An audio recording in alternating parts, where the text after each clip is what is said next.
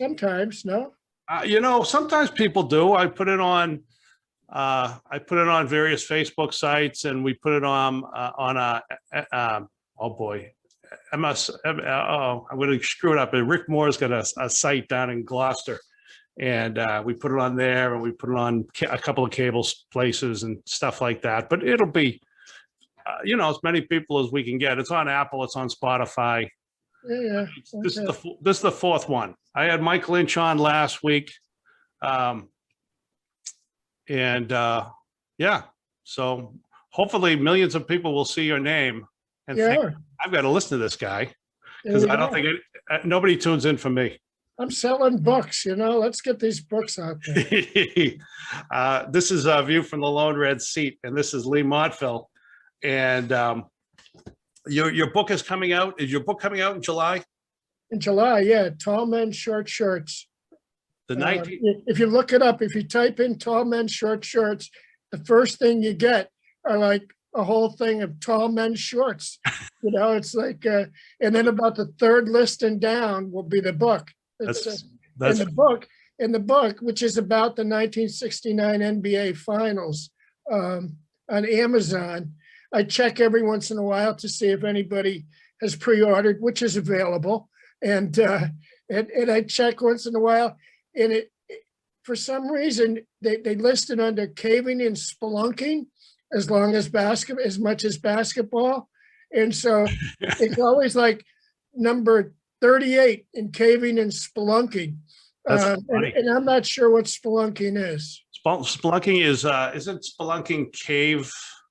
It's like, it's a cousin of caving, I'm sure. Yeah. It sounds dirty. I think it's very fun. I think it's a lot of fun if you do it. I don't think I'll do it though. I think it's going to. Do you have to keep your clothes on? I don't know.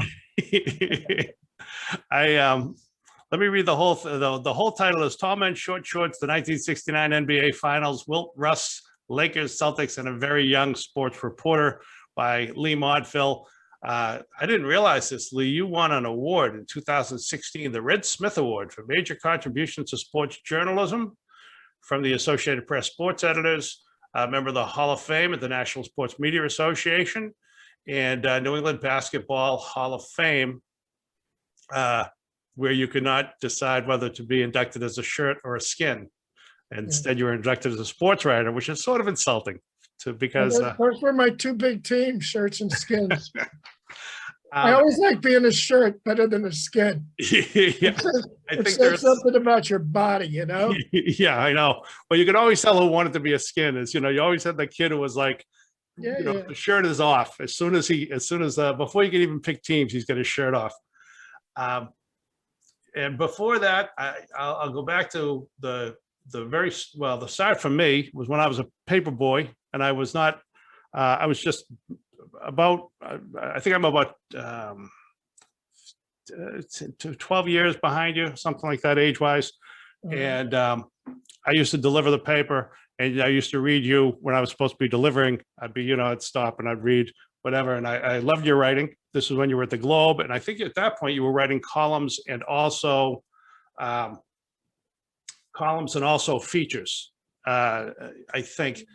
And you were in that great class of Boston Globe sports reporters and columnists that included Ray Fitzgerald and Peter Gammons and Bob Ryan and just a Kevin Paul DuPont. I don't want to forget anybody, so I'm going to stop there. But a really great group of writers. And I wondered later on, and it's not something I've studied, but journalism was changing around that time. As TV was becoming more and more prevalent, you had, it seemed like there was more focus on analysis. And I don't know if this was actually the case or not, but it seems like looking at it, like maybe that group of reporters was coming in at the right time, well, the right people for the right time. Because even though Fitzgerald had been there for a while, he always looked at sports a little bit differently. I think you looked at sports a little bit differently than the average person, and obviously the notes columns that came in and that kind of analysis toward basketball and baseball was something that was, I think, fairly new. Am I making any sense at all? Yeah, I think so. Yes. Okay.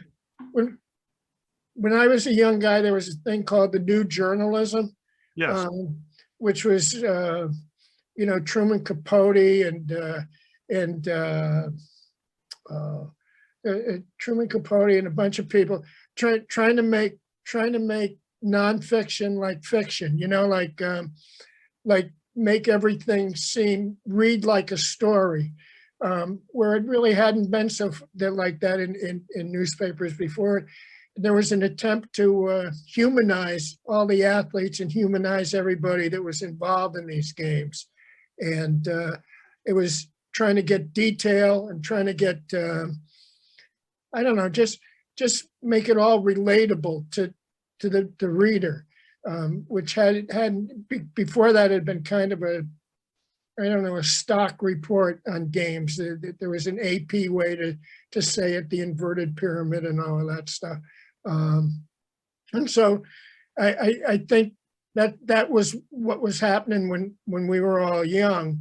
And you got more and more details and more stuff. Peter Gammons would go to the Red Sox games at 12 noon for an evening game, Yeah. and just hang around just to talk to guys. And that's all gone now. I mean, before the pandemic, it was that doesn't happen anymore. Yeah, I know. It's so weird that, well, the pandemic is weird, but we'll get to that later on. I want to just back up because I should have done this up front, and I apologize. This is your 8th book. You've been an author. I think it's your 8th book. Is that correct? No, it's my 10th book. Oh, I'm sorry. I got bad information. Eight of them were for Doubleday. Okay. They list them all together. Yeah, so you didn't, yeah. I did two different ones. One was on Manute Bol. Oh, that was great. That was for Simon and Schuster, and another was on the 2004 when the Red Sox won the whole thing. I did a real quick book for Public Affairs books. I did it in 30 days so that we would get it out for Christmas. Mm-hmm. And I made it. And the problem was that Stephen King had also done a book. He and another guy had all through the season had been Stuart and Ann. They'd been sending messages back and forth to each other. And then finally the Red Sox won and they sent the final message and bang, they went off to the printer. So my book came out. I did work night and day for 30 days and got it out. And there was another 30 days before it came out. But you would go to a bookstore and there were just these huge piles. It was like sandbags, of Stephen King and Stuart Onan, and somewhere back around automotive parts and stuff, you would find my book. That must be something, and I know overall you've done pretty well with books, right? I believe you've done pretty well. Yeah, I've had 3 New York Times bestsellers, which is good. That's really good. What were the 3? You mentioned the Red Sox book. There were 2 other. First one, Yep, go ahead. The first one was about Dale Earnhardt. Okay. I had tried to sell him on a book on Dale Earnhardt and including his son and stuff. I had done a story for Sports Illustrated, and they didn't do it. They wouldn't do it. And then Dale Earnhardt, crashes on the final lap of the most important race of the year and dies. And I just thought about it for a week, and I said, well, maybe they'd want that book now. And they said, start typing.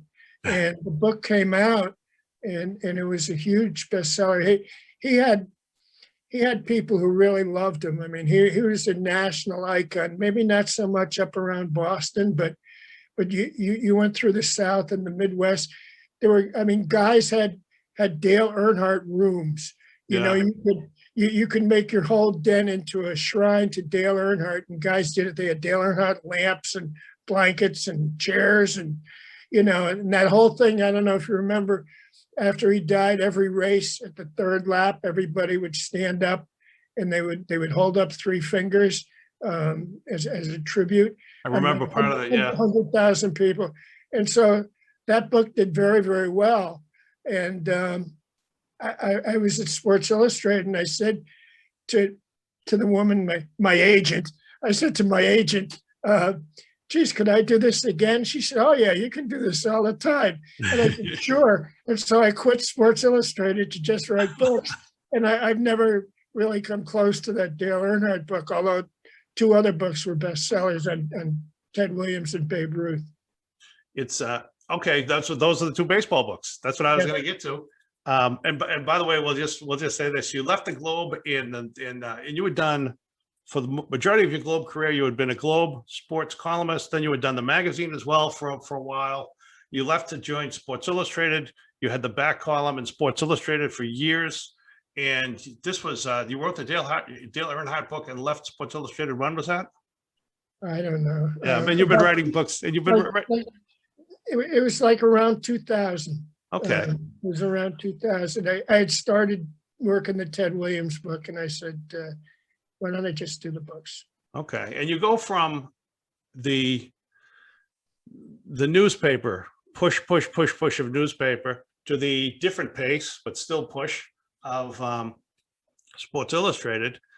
And then you go from there to writing a book, which is a long process, followed by, of course, riches that come pouring out, delivered by yeah, I don't know by what, but people in wheelbarrows in gold coins. I haven't got to that point yet. I haven't got to that point. Yeah, I mean, my problem was I was always kind of a deadline guy, and I would screw around and then write my 900,000 words for the newspaper, and then all of a sudden I'm doing Sports Illustrated, and I would screw around until Wednesday when they needed it Thursday. And now with books, it's kind of the same thing, you know. All of a sudden I'm down to 3 months from when I told them, and I'm looking for the deadline extension. Terror has always been my motivator, and it has to be long range terror with the books. Yeah. It's Rodney Dangerfield once told me. I'm dropping a name. You remember Rodney, but Rodney Dangerfield said that the great thing about stand-up is if you had a joke and if you did a movie, you weren't going to now know if it was funny for a year. If you did a TV show, you weren't going to know if it was funny for 6 months. Right. But if you went up on stage and you told a joke and it was funny, you found out right away. Oh, yeah. The payoff. And I think it's the same. A similar thing goes on with writing. You know, you write a column and you find out right away, and you write for a newspaper and you're getting the feedback kind of continually. And obviously with the book. Well, Dan Shaughnessy gets feedback, you know. I mean, the way you do it now, you send it in, it goes online 20 minutes after you wrote the story. Yep. And 25 minutes later, people are calling them up and calling them all kinds of foul names, you know. I mean, it's a whole different world. When I was working, you had to sit down with a typewriter or your crayon and send your message, you know, and get a stamp and do all that. But I mean, now people they just kill him right from the beginning. Yeah, that's the advantage of social media. You can no matter what you write, they'll let you know right away how much they hated it. Yeah, I mean, the obvious answer to that is to not pay attention to that, you know, not even to look.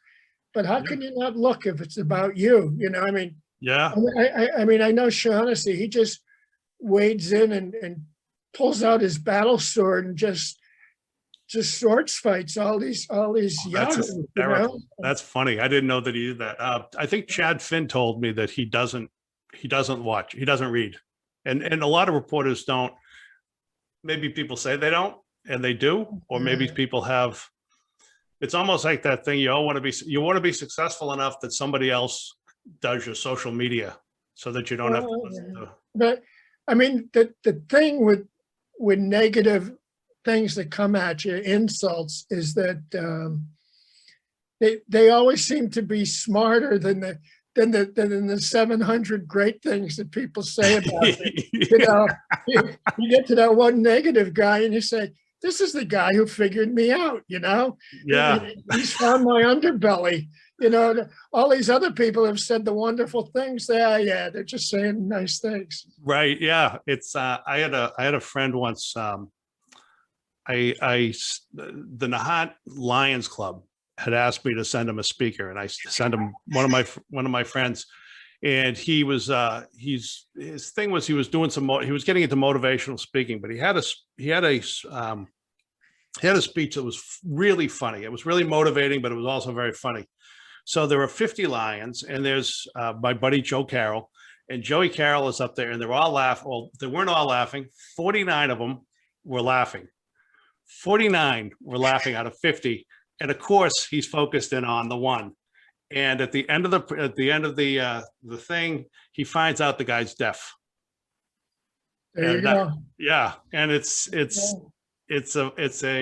human nature. You know, we anything that's bad. Are they right? Yeah, probably they are. They probably are right about you. Well, a friend of mine had me speak, and they had an author's tent at the Irish Festival out at the Irish American Club out in, what is it, out near Stonehill? Oh yeah, it's in Canton, right? Yeah, Yep. yeah. And so it was a tent, and this was when I had the Dale Earnhardt book, you know, and I'm speaking on Dale Earnhardt at the Irish American Festival, which is not a big seller. And the guy who was in the tent before me was the former lead singer of the Wolf Tones, Okay. famous Irish music group. And the place was packed, you know, and he finished, and everybody was after.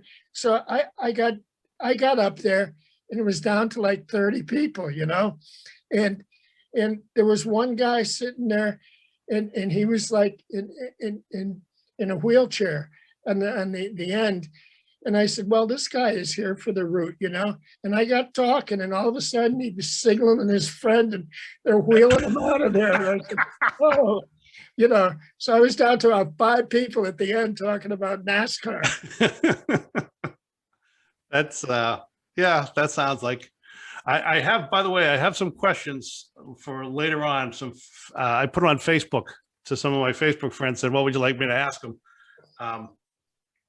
And so I've got some questions for you later on from some real fans who are eager to ask you embarrassing things. Actually, they're not that embarrassing. They're not that. But 2 of them mentioned, interestingly enough, the column that you wrote for Sports Illustrated in 2004. So it was interesting that of the handful of people that had questions, 2 of them mentioned the same one. You remember the column? I don't remember anything. I don't remember breakfast. You don't remember breakfast? I bet it was good. Let me see if I can find it, because Cheerios and blueberries. That's what I have every day. That's not a bad breakfast. Oh my goodness. Let's see. One of the things that they tell you is never to what do they say? Be prepared. I was never a Boy Scout. The Globe ran a great column. Now this is did you write for Oh, I know that column I wrote for the Globe. Yes, I'm sorry. It wasn't Sports Illustrated. Joe Sullivan, who was a sports editor, called me up and asked me to write that thing. And it was about flying around and. Yeah, you can now speak to your dog in French because miracles can happen. Yeah. I mean, that was sort of a meaningful column. I mean, if you were a Red Sox fan, I grew up in New Haven, Connecticut, and I was a Red Sox fan in New Haven. So I was always, you know, being browbeaten by 90% of the kids who were Yankee fans. And terrible children. They were all good, and the Red Sox were terrible. And to have this finally happen, I mean, I was part of everything, you know, the people that were going to the cemeteries, and that's why I wound up writing that book in 30 days, because I just wanted to, I don't know, grab a piece of the celebration, I think. Yeah, it was really kind of amazing. But yeah, 2 people mentioned that column, and Bob Carney, who mentions that you now talk to your dog in French because miracles could happen. He asked if that column had been sitting in your desk drawer just waiting. Yeah, probably in the desk drawer of my head, you know, I mean, just, I you know, you wanted to write something that was kind of phantasmagorical, because that's what the event was. And it's never been the same since then, has it? You know, I mean, they've won it a couple more times and they've had some good teams, but it's like they're another team, they're another entity in the. Yeah, they're not, I would say this, they're another good team. It's almost like it's sort of like the Patriots. It's like they become a really good team, and that's a good thing. Yeah. But there's nothing like the old Patriots.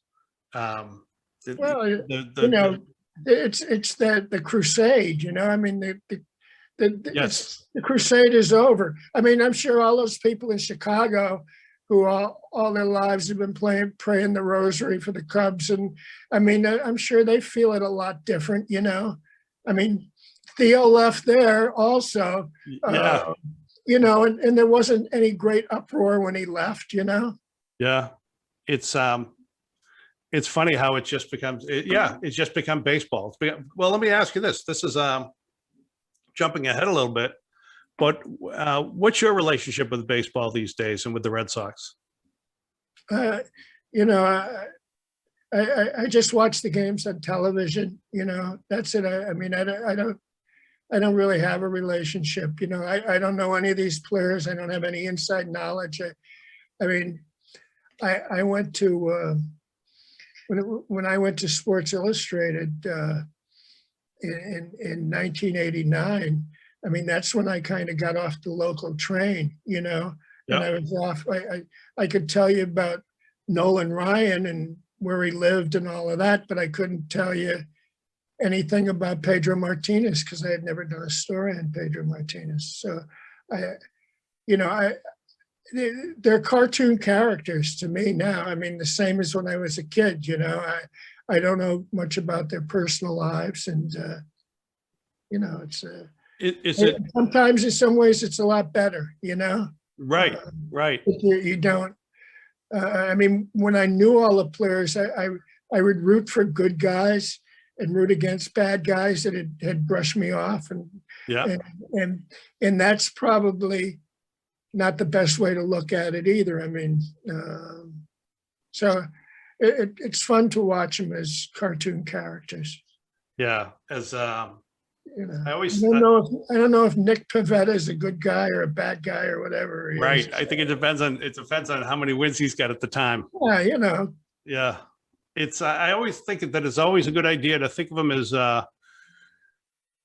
as good guys, and that's just as far as it goes, and not think about you know, again, we get such a small glimpse of their lives in a certain environment. I just think, and I don't know if it was, I'm sure this was sort of the same. Yeah, somebody blows you off and you think to yourself, well, that guy's kind of a creep, and so you're not as happy for him when he does something good, or her. I mean, now you watch these people and you say, why does he have all those tattoos? You know, yeah, no, that's the modern thing. You know, I've learned why to would you get a tattoo on your neck? You know, I still have that old thing about where I see the young player with all the tattoos, and I think, what's that going to look like when you're 58, when you're 62? But I think the answer is he doesn't care what I think. It doesn't matter when you're 58. You know. I just wondered if when you watch the games, are you still a Red Sox fan? Yeah, kind of. You know, I mean, I had given them up for dead this season. You know, and when they lost the first 3 games, and I mean, I hated Mookie leaving.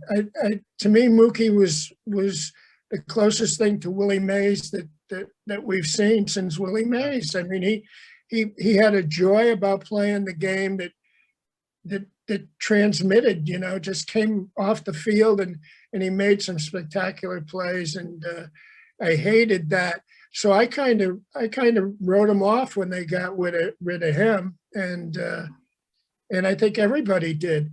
And then after they lost the first 3 games, and then wait a minute, everybody's got. I'm a big Alex Cora guy. I think he's very good. I think that the one thing a manager has to do is keep all the players interested, keep them, like wanting to play and keep them up to play in the game. And he's very good at that. I think in an intellectual way and in a motivational way too. It seems that there's an intangible to him, and I don't know what it is, but it seems like he's got this intangible that works. And I don't know if it's because he relates to the players the way that Francona did, or if he relates to the Spanish-speaking players so well, and there were so many Spanish-speaking players that are good on this year's team. Or maybe it's just that he's just spent a lot of time on the bench and he's learned a lot about baseball and he's a smart guy. Yeah, I think that's it mostly. I think he's a smart guy, and being bilingual certainly helps you in the modern day baseball game. I mean, I think that's a big problem with us getting to know these players and stuff, that there aren't enough bilingual reporters to get the stories on these guys. And it's hard, I think, if you just know English to get the stories. Well, it's got to be incredibly hard. What I always think, and I covered the minor league team in Lynn when Ralphie Belliard played. So I knew him a little bit. I don't know if you remember Raphael Belliard. He won a World Series championship shortstop with the Braves, but it was interesting because I know he had, I saw a little bit of him, and I hung out with him a little bit outside of the ballpark. And it's just the idea that you're in a foreign country, you don't speak the language. He didn't speak English very well. He was working on it, but everything, all of your you're limited with who you can have conversations with. You're limited in what you can do and what you can do for entertainment and what you understand. And you spend a lot of your time, I think, if you're a Spanish ball player without a lot of other Spanish, or let's say this, when you're a Spanish only ball player, you speak only Spanish and your English isn't very good, you spend a lot of time around things where you don't really understand what's being said. Maybe you understand what's going on, but you miss a lot of what's being said in a lot of the social aspect. And I think that's a really tough thing for Spanish ball players that I think often gets overlooked in the US, is just how difficult. And obviously with the Japanese ball players and Korean, same thing. I mean, you speak to your interpreter. Who else can you talk to while you're in Boston? Yeah. I mean, with all minor league ball players, they're all so young. You forget how young they are, and they're away from home, and they're left to their own devices. And, it's a hard thing, I mean, like, if you go to college, you kind of have the same experience, but you don't. I mean, it's a lot more stark if you're just out of high school and you're in the middle of Iowa. Yeah. And I'm trying to think of how many other Spanish-speaking ball players. I remember Nelson Norman, the Pirates organization, kept Nelson Norman as the second baseman. He had already been in the majors. I don't know if you remember Nelson. He was a utility player for a couple of teams, and they kept him around in part to help Belliard. The same way that the Kevin Costner character helped Nuke LaLoosh and Bull Durham. Nelson Norman was there, and I think he did a nice job of being protective and also. Anyway, I think they had a nice little chemistry, which I think helped Belliard as he went to the major leagues. I don't know where I get into that. Here's the other thing about baseball. Now people complain all the time: length of games, home run or home run, walk or strikeout. How do you feel about baseball now versus baseball then? Have you become less of a fan, same amount as a fan, different but equal? What do you think? I don't know. Baseball and basketball, I think, have both been kind of screwed up by the analytics. I mean, in baseball, the whole idea that you should just swing for the fences every time and try and hit a home run, and strikeouts really don't matter that much. That's not too pleasing to the eye. And then basketball, if you have a layup, you should pass it out to the guy who has a 3-pointer, because that's the numbers say that you should do that. Right. And both games, I think, have been screwed up by the statistical realities. And that's probably reflective of life. I mean, life, there are a lot of statistical things that that's a good point, that you hate to see, but but they exist. And if you don't pay attention to them, I think very soon we'll save a lot of time in our court system with just going by the percentages. The percentage of people who speed through this section of town does not favor you, Mr. Rattigan. Therefore, even though you say you weren't speeding, we're going to go with you're going to have to pay the ticket next, and then move on. Yeah, I don't know. I don't know. Both games, I think, are diminished by this, and I don't know how you switch them back either. Yeah, the funny thing about it is, the Red Sox seem to be switching it back a little bit, though. I mean, they seem to be relying on regular old time baseball more, right, than say the Yankees are. Yeah, well, it's funny. Bobby Dahlbeck, of all people, said something in an interview earlier this year about just kind of indicating that there were sometimes you do swing, you do try to hit the ball hard, you do try to hit the long ball, you don't cut down your swing. I've never seen him cut down his swing, but I know he's gone the other way a couple of times. So, but Ted Williams, who my favorite player I never saw play. You wrote the book about him, but in 1963, he wrote The Science of Hitting, which talked about when do you swing for the fences, who should swing for the fences and who shouldn't. When do you, sometimes it is situational hitting to just hit the ball as far as you can. If you're a big guy and you're up with nobody on base and there are 2 outs, you're better off. Bill James was anti-sacrifice bunt in almost, I think, all cases, actually. Ted Williams was like the father of analytics. I mean, yeah. I mean, he did stuff with his head that the computers are doing. I mean, when they go and when all these guys, and you see them looking at their iPads and stuff now, and looking at all this stuff, that's the stuff he had in his head. I mean, he knew all that stuff, and he would go out and he would watch pitchers warm up. He would do different things to get ahead of the game. And he was right.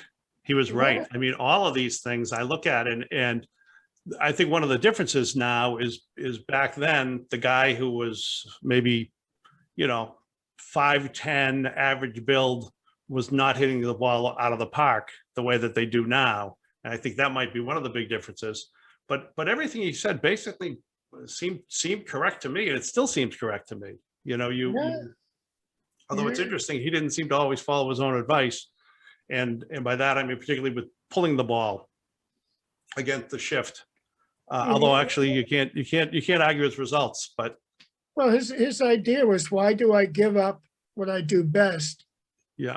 Because you put another guy over there, because I still can do best. I hit the ball best that way. And he just refused to acknowledge the shift. And you talk about launch angle. I mean, he was a launch. Babe Ruth was a launch angle guy. Babe Ruth had a different angle to hit the ball than Ty Cobb and all those people did before him. He was a swing up at the ball and swing, try and get the ball in the air. The Big Bam and Ted Williams, where is it? Ted Williams, The Biography of an American Hero, 2 of the books that you wrote, and great books. Fun to write. Okay. I mean, it's okay. It's writing. It's still writing. At the end of the day, it's still writing. Still writing and still, bothering people and asking them questions. They were different books. I mean, Ted Williams was a book where when I wrote that, most of the people who'd been around Ted Williams were still alive, and it was a great thing to go talk to, all these different people that had played with and against Ted, and they were kind of the heroes of my youth, these people. So that was a lot of fun doing that. But Babe Ruth was mostly like a research kind of thing, kind of like doing a bigger term paper, going to libraries and looking stuff up. But I mean, since the last biographies had been written about Babe Ruth, there'd been such growth in research stuff on the computer.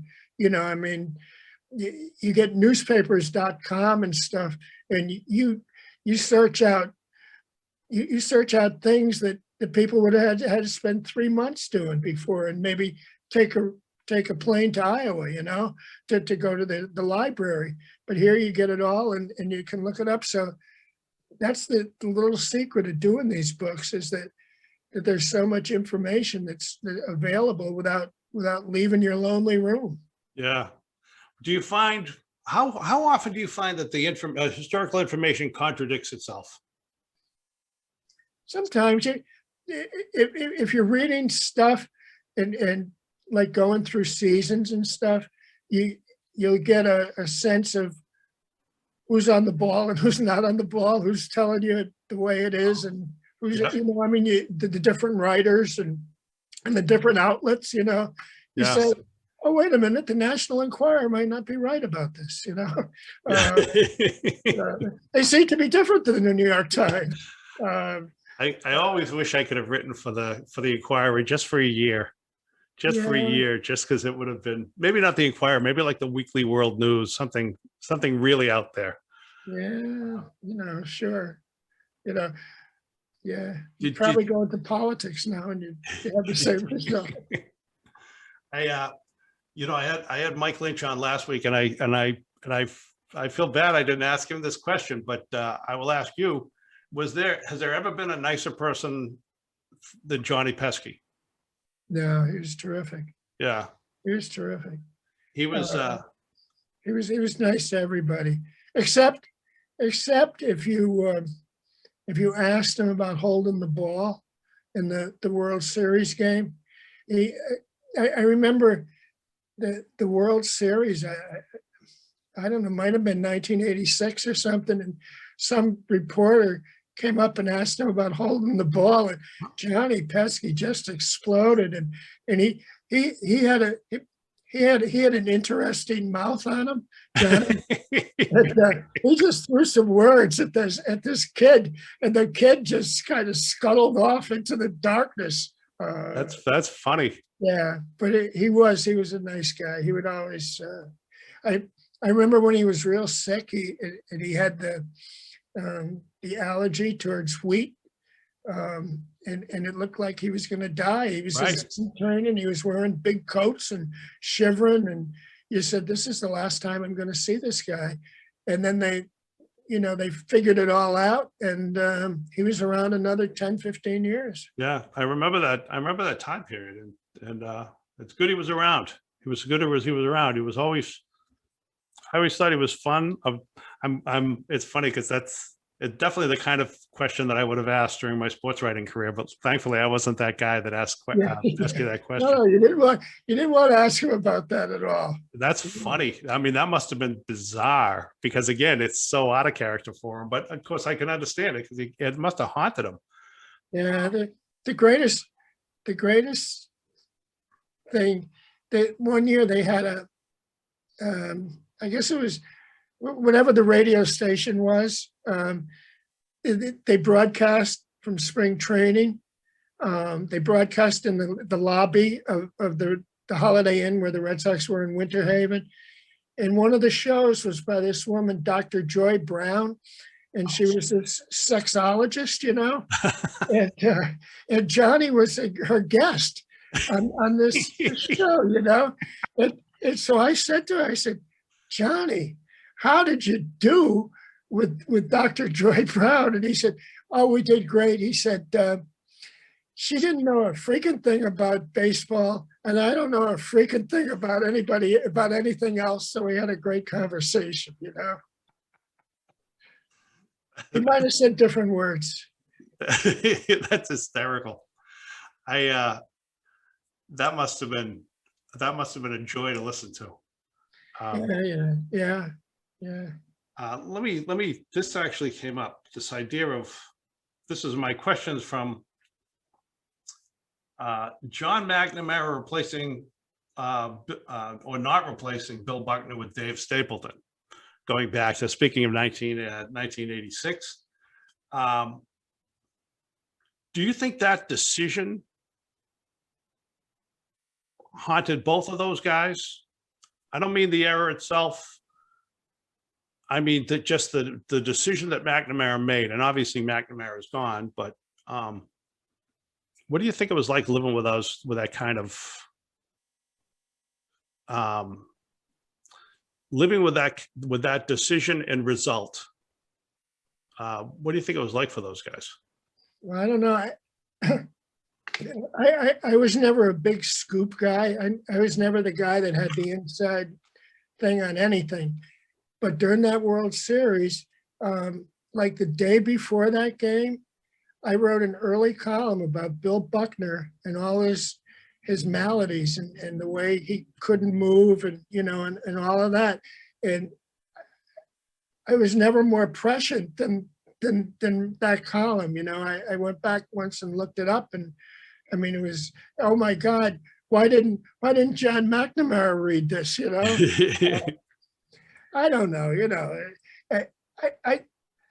I think Buckner took the heat forever, and it bothered him because that was such an affront to the way the rest of his career had played out, and the fact that he had been such a good soldier even playing then. Yeah. I mean, what would they have him doing now? What's the term they have when you give one of the Celtics a day off?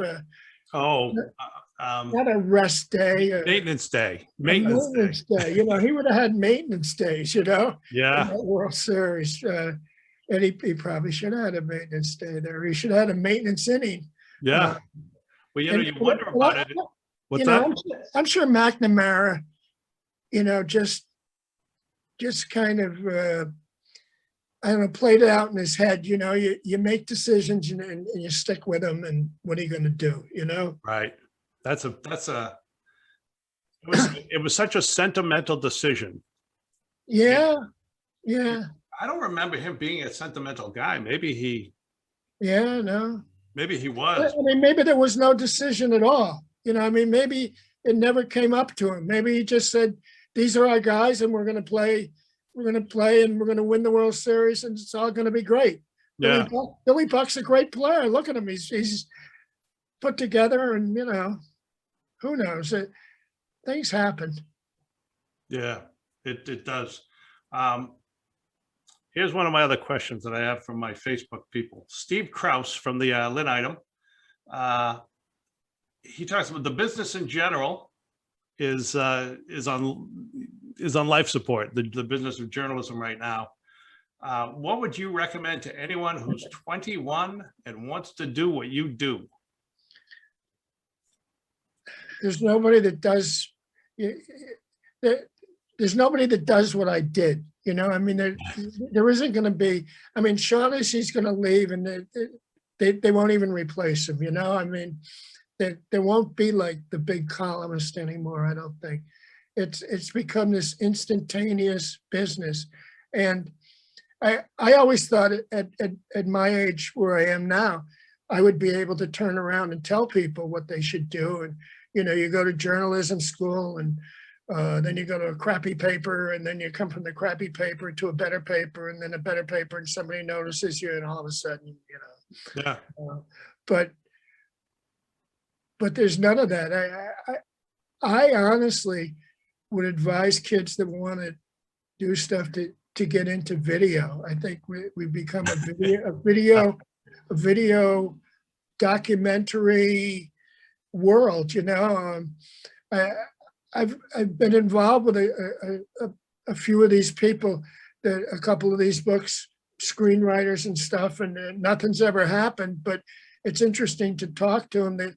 The guy who wrote the screenplay for the Fighter about Donnie Eklund and in Lowell with Mark Wahlberg, and he wrote the Joker. He wrote the screenplay for the Joker. He wrote a screenplay for the Evel Knievel book that still hasn't been produced. But it was, I mean, just listening to him, it was fascinating to hear, you know, the research and the way you go about it. And I would recommend people to do that. I don't see, I don't know. I'd recommend him to go become venture capitalists, you know. Somebody should have recommended to all of us being venture capitalists, you know. So my advice to you young journalists is get out of the business. Get out of the business. I mean, you know, you were talking before, I used to deliver the papers in New Haven when I was 10 years old. And I used to, in the morning paper, and I would sit, and there was a kid that sold papers on the corner, and we would sit, and we would read the sports page together, you know, and that's, I was 10 years old when I decided this is what I wanted to do. You know, there was a guy named Frank Birmingham who had his picture in the paper, and, you know, he went to the World Series every year. He went to the Kentucky Derby. I said, shit, this is a great job. I would like to do that, you know? And I always had it in mind that that's what I was going to do. But I don't think there's anybody really doing that now. That's interesting. Yeah, that's, you know, that's what I did with you. With your column, and not just me, but look what happened to you. I know. Venture capital. Venture capital, you know. If only you had a time machine, you could go back to talk to me on my paper route and say, "Get out of this business." Venture capital, you'd be, you know, you'd have your yacht, and you'd be tired, you know. Yeah, John Powers, the Globe. He covers the Olympics still for the Globe. He was influenced by you. He told me. Okay. We were at a panel years ago, and he so he can blame you as well for. It's scary. It's scary that you know, that Seth Davis, the guy on NCAA basketball. Yep. Seth Davis. He came to me when he was like a junior at Duke, and he called me up and wanted to have a meeting to figure out how to do what I did. You know. Oh. And now he's, you know, NCAA basketball, you know. Yeah. Did you tell him? Did you tell him stay away from print? That's right. Working your manicure and let's see, hold on. Venture capital. Venture capitalist. Let's see. All right, I got a couple questions for you. This is from Jason Merrill, who's he's a construction guy, and he's also a comedian. And he's mentioned, you know about the lumber shortage now, right? You go to Home Depot, there's a lumber shortage. There's a shortage of lumber. Okay. I didn't know about that. The lumber companies had to cut down because of COVID, and people continue to get a lot of work done around their house because they're around their houses and they think. So the result is that there's a lumber shortage, and he wants to know if this means that wooden baseball bats will become more expensive. I would guess. I don't know. I don't know. But, you know, you talk about the lumber shortage. There's also a paper shortage, because when they were talking about publishing my book, there's been a backup of all these books through COVID that they've kind of held back because I don't know. And the whole printing thing is all backed up from COVID.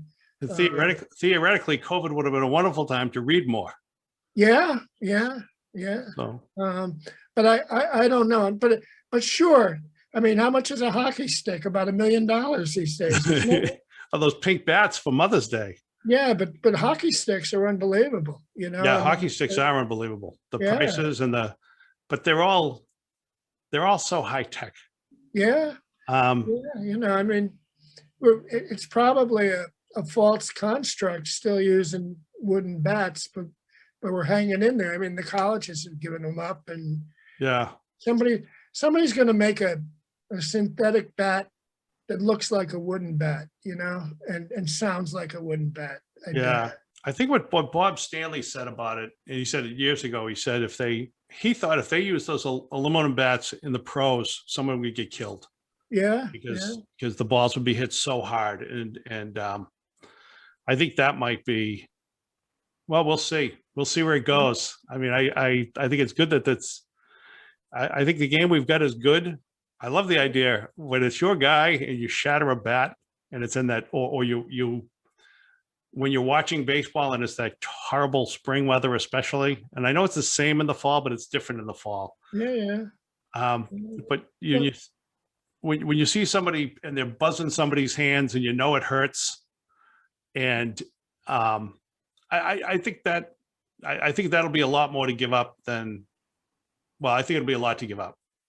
Yeah, well, they'll have the aluminum bat, they'll move the mound back to second base, and it'll all play out. It'll all be okay. They'll get a pitching machine. Yeah. One of the machine. One of the fathers will feed the thing.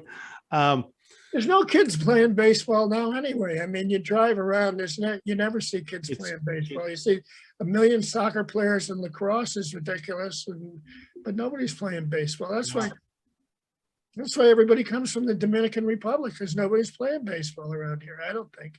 Yeah, they certainly don't play in the sandlots. They haven't played in the sandlots.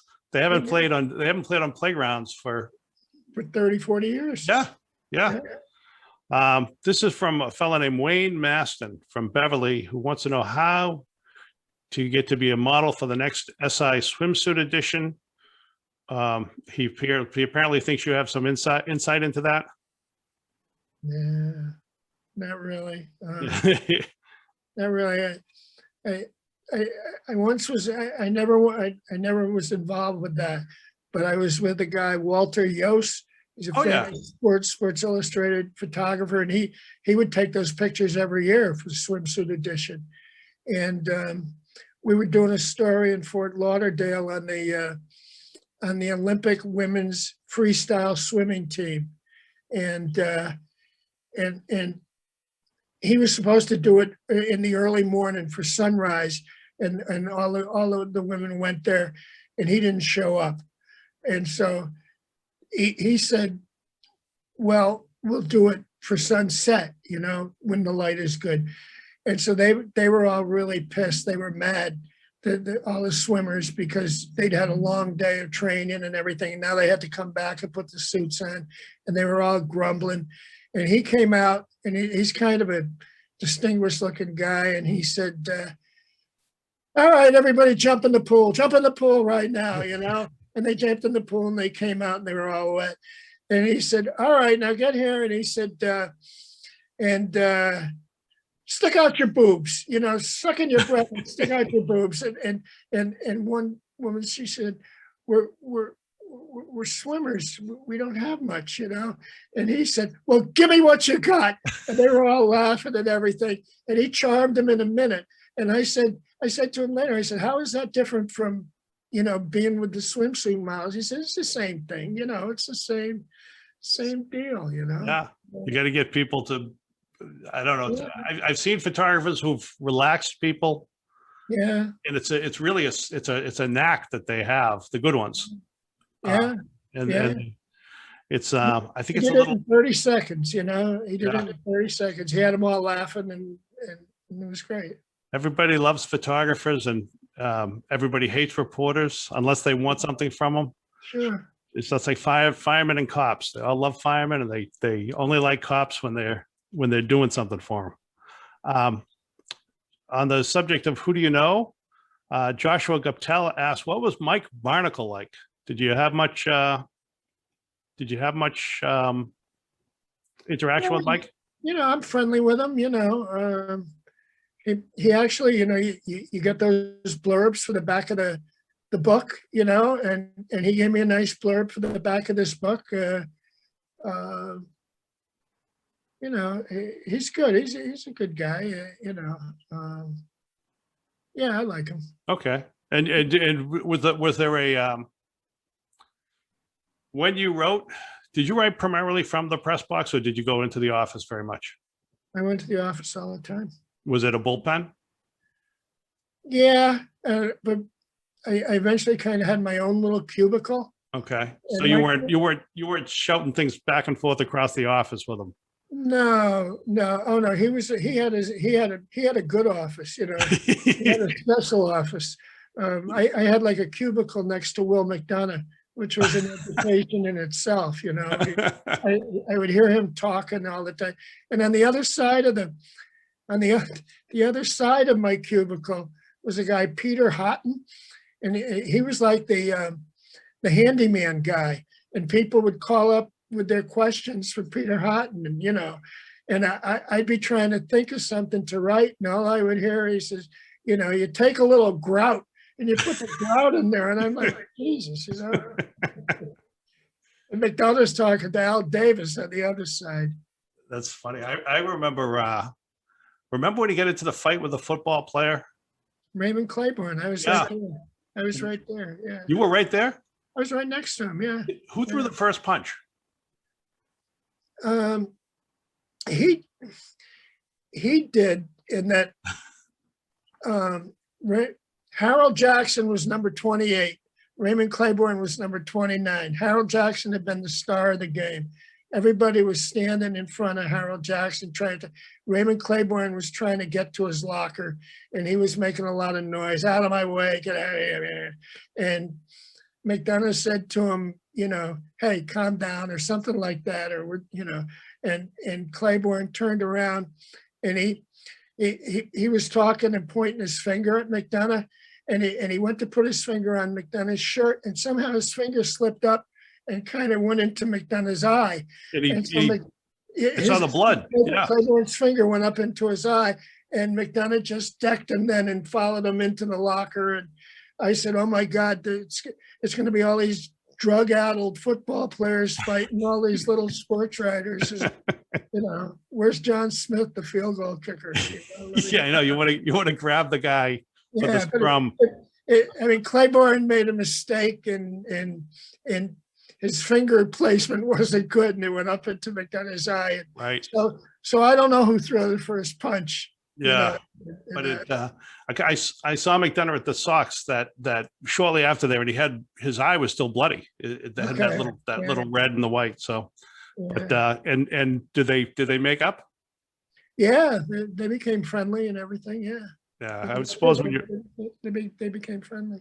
I was probably a little bit like when we were in school and you'd have the fight, and then you'd be then it'd be gone. I have this from a fellow named Bob Curtin, who writes, he remembers your column with a basic theme. I never needed to be Dion. I have always been happy to be a Belmont. Yeah. Do you remember that? Do you remember that column? I always said that. Yeah. Yeah. Who's what's that?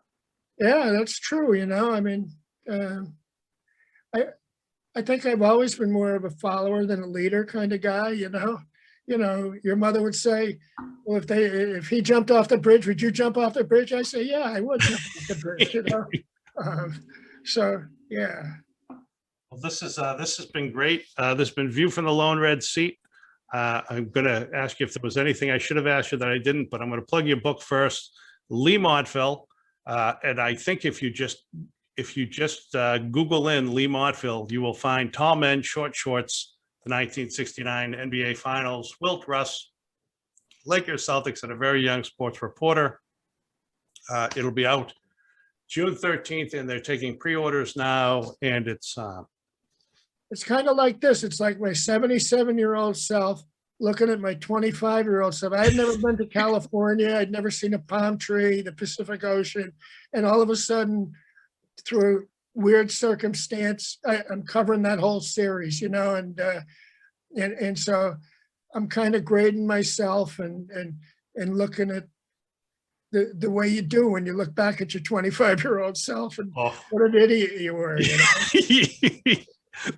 That's mostly what I remember. So I'm sure.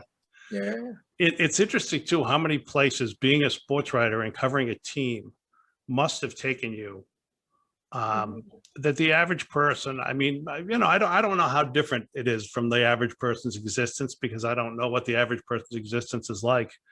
But if you're a sports reporter, you're going to watch the biggest games, you're going to, you know, Super Bowl parties, you're going to a lot of big cities.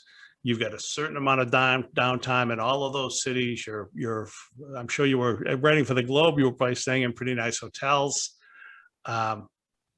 It really does open up the world in a way that isn't opened to even to a person who travels. Because if I travel for a convention or for this or that, I'm not going to be involved with the biggest sporting event that day in that city.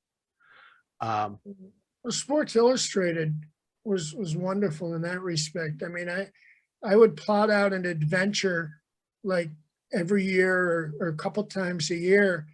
You know, I went to Siberia, I went to Johannesburg, I went to Zambia, Egypt, just all kinds of great places, Australia, you know, and like you say, you're doing a different thing. You're there with a photographer, and they're the sharpest guys in the world and figuring out how to get around, and they hire some guy.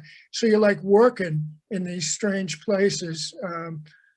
And it's a great puzzle to go through, you know. It's a lot of fun.